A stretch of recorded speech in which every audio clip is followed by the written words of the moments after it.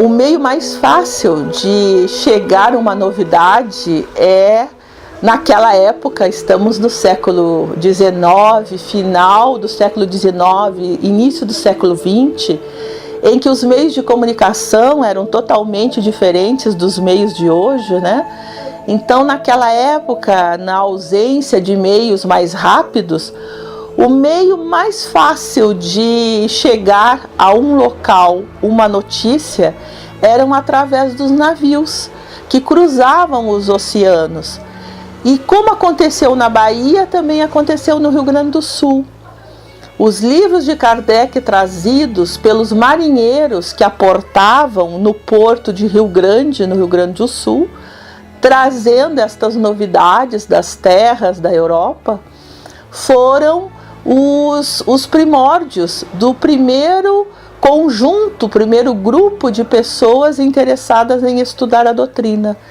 Então, os marinheiros que iam, muitos marinheiros brasileiros aqui do Rio Grande do Sul, que iam à França por força da profissão, tomavam conhecimento na Europa, traziam os livros, reuniam-se para formar os pequenos grupos de estudo e assim a doutrina espírita começou a ganhar corpo no Brasil e no nosso estado. O movimento espírita no estado, ele foi basicamente, vamos dizer, motivado pelo Francisco Spinelli, né? O Spinelli foi o grande bandeirante do espiritismo.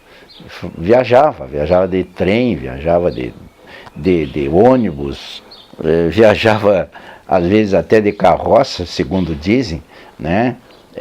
Charrete, etc. e tal. O Francisco Spinelli foi quem expandiu para o interior o espiritismo. E aqui na região de Santa Maria, algumas famílias que detinham um certo poder aquisitivo por terem extensões de terra, por realizarem plantios, por comercializarem os produtos da terra, o gado, com outras localidades, trouxeram para cá esta experiência, estes livros. E estes livros, chegando na região, foram sendo estudados por pessoas que tinham este interesse. O que nos chama muito a atenção na história da doutrina espírita é que normalmente as casas espíritas têm como origem pequenos grupos, alguns inclusive compostos por famílias. Então é muito natural nós encontrarmos aqui em Santa Maria, por exemplo, a família Souza, tão conhecida, cujo patriarca, em torno dele se concentraram filhos, e lembremos que no início do século XX as famílias eram grandes, às vezes compostas de 12, 13 pessoas. Então, estes núcleos, que hoje são casas espíritas, começaram em ambientes familiares para se estudar a doutrina espírita. A gênese de uma casa espírita geralmente é o estudo das obras de Kardec. Então, sabemos que na região central de Santa Maria também foi assim. O primeiro registro de um núcleo espírita vinculado a um grupo de família surgiu num distrito aqui de Santa Maria, que hoje é conhecido como a região da Água Boa. E lá iniciou o primeiro grupo para estudar as obras de Allan Kardec. Em Santa Maria não foi diferente. Na sede da nossa cidade também grupos começaram a surgir trazendo as obras kardecianas para os seus estudos. O que a gente sabe é que ela se deu devido à reunião de pessoas que se juntavam para estudar a doutrina espírita. E aí nós estamos falando de 1903, não é? Onde as coisas não eram muito fáceis, havia perseguições, havia um grande preconceito, né, com o espiritismo. Então as pessoas meio que se reuniam escondidas para poder estudar a doutrina espírita, né? O nosso fundador, o Sr. Francisco Clemente da Silveira, então a gente tem notícias de que ele era uma pessoa analfabeta, o que não era algo muito raro para a época, né?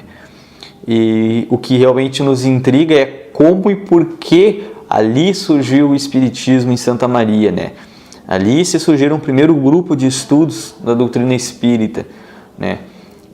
Ele se reuniu inicialmente na casa dele próprio, do Francisco Clemente, né? E hoje a gente sabe que a esposa dele era bastante católica e que ela e a família dela fundaram a Igreja Católica da região, né? Uma curiosidade bem interessante. E devido a isso também se deu sempre um grande respeito ao espiritismo ali, né? Nessa geração deles, né? A gente está falando aí de 1903, né? Então, o espiritismo surgiu assim, dessa forma. Ali, eles foram se agrupando nas casas, né, para estudar, para trocar conhecimento sobre a doutrina espírita. E aí a gente está falando, né, o Livro dos Espíritos, 1863 para 1903, são 42 anos, mais ou menos, né? Então, é um tempo muito breve desde a criação da doutrina espírita até a sua chegada nessa localidade, né? Devido a todas as dificuldades da época, de comunicação, de transporte, tudo. Então, o grupo ele se reunia nas casas das pessoas, e interessante é que depois foi retomada essa prática, haviam três grupos de estudos espíritas, né? Um grupo que se reunia na residência do Francisco Clemente da Silveira, né, que era próximo, né, naqueles campos ali onde hoje está situada a Sociedade Espírita, no distrito de Água Boa, né? Um outro grupo que se reunia na região das Tronqueiras, né, que hoje é conhecido como Rincão Nossa Senhora Aparecida, para os mais antigos era chamado de Rincão dos Feios, né? Se juntava um grupo de estudos lá, que lá eles estudavam também a doutrina espírita. Um outro grupo se reunia em São Geraldo, né, na residência dos meus bisavós, e que posteriormente se tornou a residência dos meus avós, né, do Manuel Fernandes Diniz, né, do vovô Maneco, e um outro grupo no distrito de Passo das Tropas, na residência de um senhor que não me recordo o nome agora. Então, na verdade, eram 4 grupos, né, de estudo da doutrina espírita. O meu bisavô, Francisco Clemente da Silveira, fundou, segundo a história diz, esse primeiro centro espírita do município de Santa Maria. Da onde ele veio? Meu bisavô veio de Viamão. E inicialmente as sessões espíritas eram num cômodo, numa peça, numa sala da casa. Não estava construída ainda essa casinha. E a minha bisavó, a esposa do fundador do Centrinho Espírita, era católica, não simpatizava com o espiritismo. Veja bem. Então, essa questão familiar vem de longa data.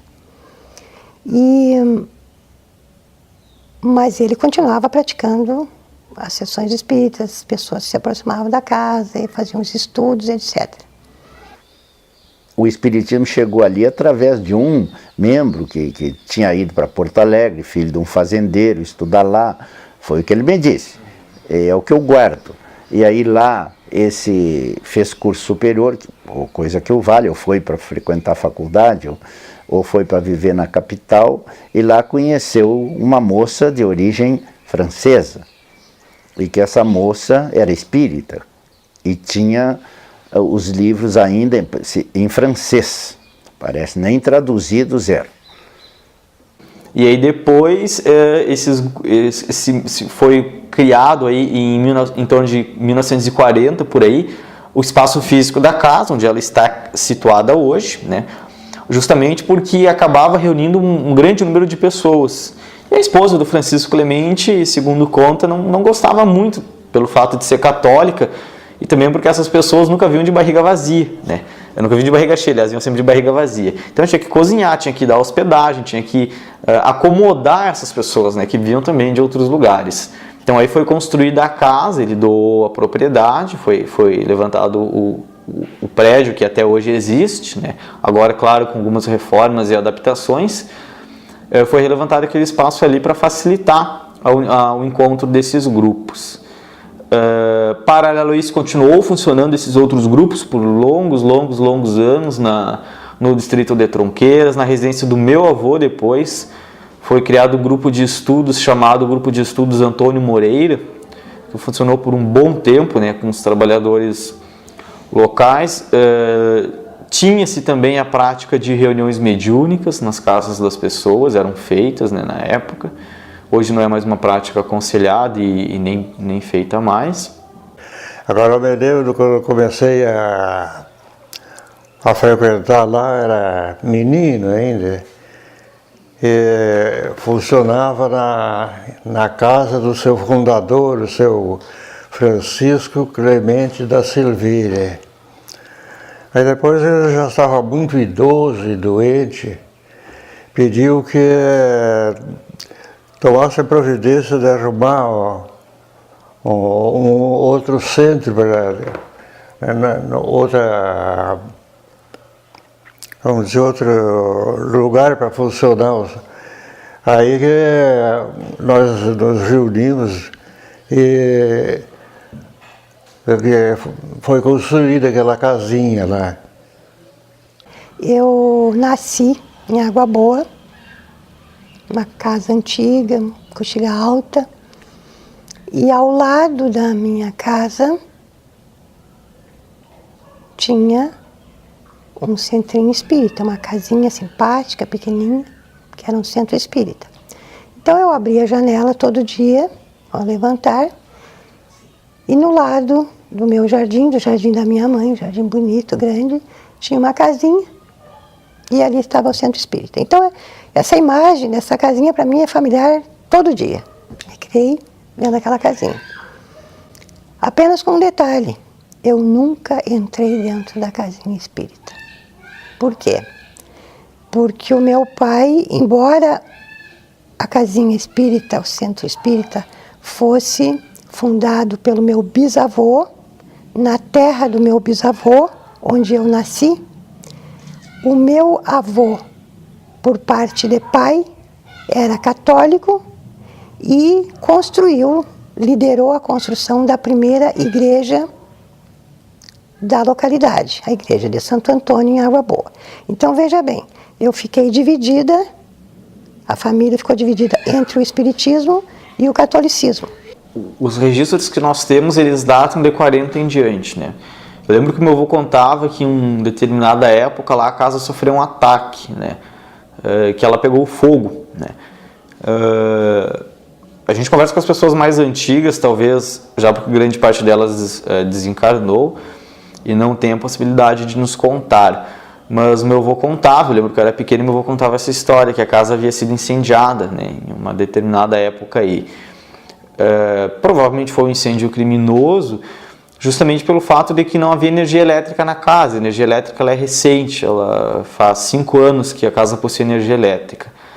Então a gente não se sabe se esses documentos estavam dentro da casa e acabaram queimando ou se eles se perderam, né? Como a casa teve diversos anos as atividades interrompidas, de repente ficou na mão de um, de outro.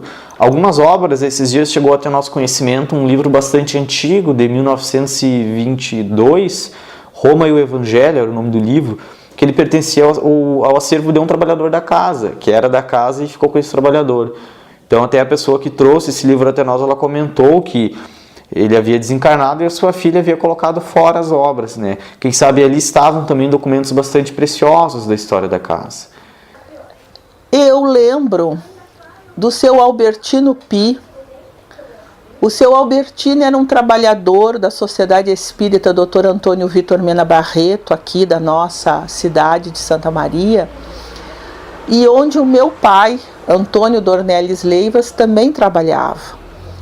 Então, o seu Albertino e o meu pai, eles como amigos, companheiros da mesma casa espírita, companheiros do mesmo grupo de estudo, muitas vezes o pai levava o seu Albertino até Água Boa nos sábados à tarde, como o seu Albertino não tinha carteira de motorista, porque era um senhor que não teve oportunidade da escolarização, o seu Albertino não aprendeu a ler e escrever, nunca teve oportunidade de tirar uma carta de motorista, como se chamava na época, e o meu pai tinha essa possibilidade, inclusive tendo o carro disponível.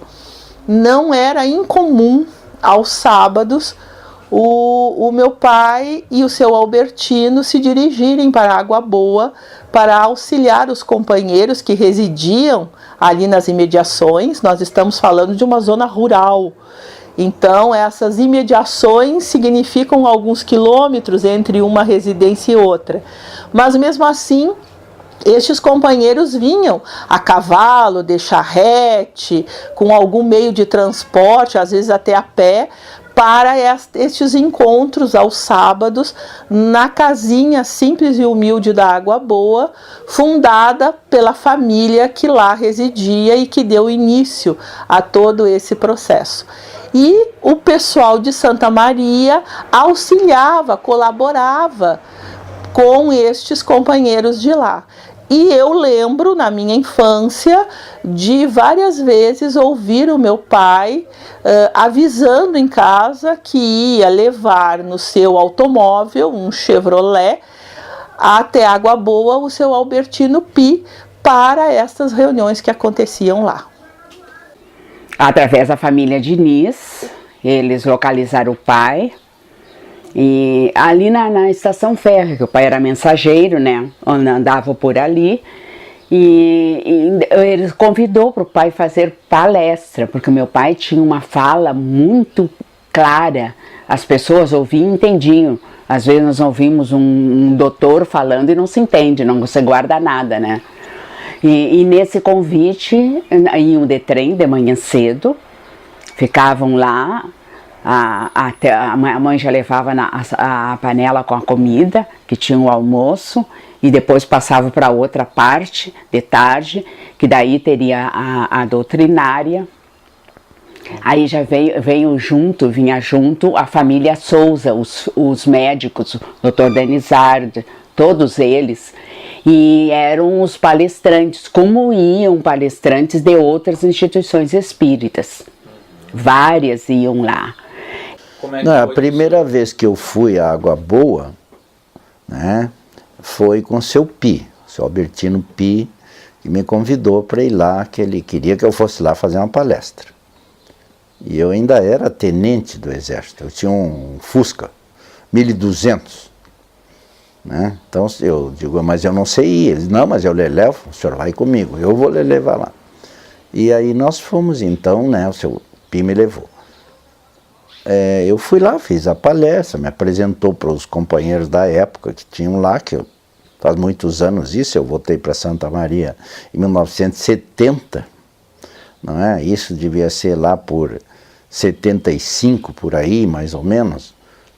Acho que no máximo uns 5 anos depois que eu retornei, o seu Pi foi a primeira vez que eu fui e eu tinha essa curiosidade de saber como é que o meu avô conheceu a doutrina espírita no campo, né, uma sociedade espírita do campo, que era o que eu sabia. E sabia que era na Água Boa, porque a família do meu avô era daquela região que se mudou aqui para o Alto das Palmeiras. Então eu lembro que nos domingos à tarde, havia as sessões espíritas, a gente estava por casa, chegava a visita, a família estava por ali, e as pessoas da nossa família também chegavam para as sessões espíritas. A gente olhava, cumprimentava e tal, respeitosamente. Havia um jogo tácito de respeito mútuo. E sempre foi assim, de respeito. E eu só entrei nesse centrinho espírita há alguns anos atrás, poucos anos atrás, a convite do Gustavo, que agora também é da família, que está liderando lá a presidência do centrinho. Então foi muito emocionante para mim ter entrado lá, depois de 60 anos. E eu fiquei muito emocionada por isso, né? Começou junto com Contreiras, né? que ele tinha mais vinculação e já tinha conhecimento, assim, né? Até porque a minha ligação era mais aqui no Amor e Caridade. E daí a gente acompanhava ele num primeiro momento, depois ele adoeceu, aquela coisa toda, e acabou desencarnando. E aí eu sempre ia lá ajudar, né, no processo da questão da mediunidade, da conversa com o pessoal, e sempre procurei, assim, do ponto de vista do entendimento que eu tenho, levar os não interessa, tu tem que falar a linguagem das pessoas, mas com o sentido que ela entenda, sabe, tudo aquilo que está rolando de espiritismo aí no mundo, enfim, no Brasil, as coisas novas assim que elas vão aparecendo, certo? Sempre levei e sempre deixei o bastão na mão deles. E o seu Pedrinho e o pai dele, Adão Diniz, eu não me lembro bem do nome dele, não me recordo. Mas o amigo Diniz, que a gente chamava, ele era uma pessoa humilde, fazia uma prece muito profunda e acolhia. A mãe sempre ia, o meu pai ia, quem acompanhava. Eu me lembro que um dos fundadores daqui do Mena Barreto, o seu Santos, que trabalhava ali no telégrafo da estrada, da cooperativa, ia também. Os médiuns faziam escala. Essa casa já teve muita dinâmica, já ajudou muito. Lá tinha as escalas direitinho para ir. Ficava uma semana, ia um que acompanhava o pai, a mãe, outra médium, ia muita gente.